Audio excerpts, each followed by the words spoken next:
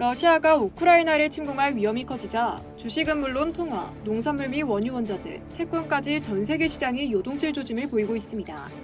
로이터가 25일 이번 위기에 따른 시장별 반응과 전망을 제시했는데요. 여러분은 안전벨트를 단단히 채우고 읽어보시기 바랍니다. 안전자산 시장을 보면 일단 채권 시장은 현재 수십 년 만에 최고로 고공행진 중인 인플레이션과 이에 따른 금리 인상 가능성으로 상황이 좋지 않은데요. 대표적 안전자산 미국 국채의 벤치마크 10년 만기 수익률은 2%에 근접하며 내려올 기미가 없죠. 일반적으로 전쟁이라는 극단적 위험에 노출된 투자자들은 채권과 같은 안전자산으로 피하기 마련인데요. 러시아와 우크라이나가 전면 충돌하면 상황이 변할 수 있다는 겁니다. 전쟁으로 유가가 더 뛰면서 인플레이션에 더 큰 상승 압력을 가해도 채권이 그나마 제일 안전할 것이라는 인식은 쉽게 사라지지 않을 거란 거죠. 또 투자자들 사이에 대표적 안전자산이라는 평가를 받는 스위스 프랑의 가치가 더 오르겠죠. 이미 지난 24일 유로 대비 스위스 프랑은 2015년 5월 이후 최고로 강해진 상태입니다.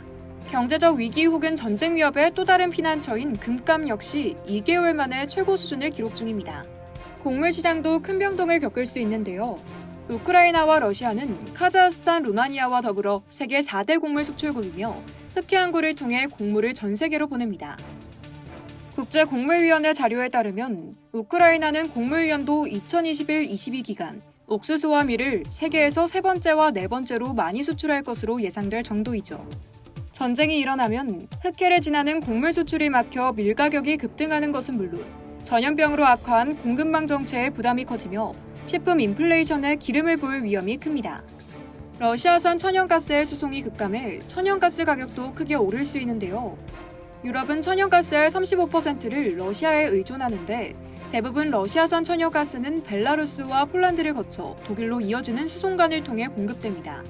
제1 노드스트림은 러시아에서 독일로 직접 연결됐지만 나머지 수송관은 우크라이나를 통해서 유럽으로 이어지기 때문에 전쟁 시 에너지 시장이 큰 타격을 입을 것이라고 로이터는 예상했습니다. 또 독일은 러시아와 독일을 직접 연결하는 또 다른 수송관 노드스트림2를 완전 폐기하는 제재를 가할 수도 있다고 밝힌 바 있는데요. 서방이 러시아에 제재를 가하면 우크라이나와 벨라루스를 통해 수출되는 러시아의 천연가스가 크게 줄게 되겠죠. 원유 시장도 마찬가지입니다. 러시아산 원유는 우크라이나를 통해 슬로바키아, 헝가리, 체코로 수출되고 있는데요. 이번 긴장으로 유가의 급등이 현실화할 위험이 있다고 JP모간은 예상했습니다. 서방의 석유 기업에도 러시아 침공의 여파가 전달될 수 있습니다. 영국 석유 메이저 BP, 쉘 등이 러시아 원유 생산업체나 LNG 플랜트의 지분을 보유하고 있기 때문인데요. 미국 석유 메이저 엑손모빌 역시 자회사를 통해 러시아의 원유 및 가스 프로젝트를 운영하고 노르웨이 국영석유 업체 에키노르도 러시아 에너지 개발에 깊숙이 관여한다고 로이터는 전했습니다. 금융 위험도 생길 텐데요. 유럽 은행들의 실적에서 러시아가 차지하는 비중이 상당히 높다고 합니다.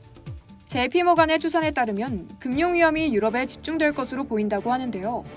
또 러시아에 노출된 대출들도 문제일 테죠. 달러 채권과 통화 가치에도 변화가 있을 것으로 예상됩니다. 러시아와 우크라이나 자산은 전쟁 발발 시 최전선에서 가장 큰 타격을 입을 것이 분명히 보이는데요. 이미 양국이 발행한 달러 채권은 최근 몇 개월 사이 다른 이머징보다 수익률이 낮아졌죠.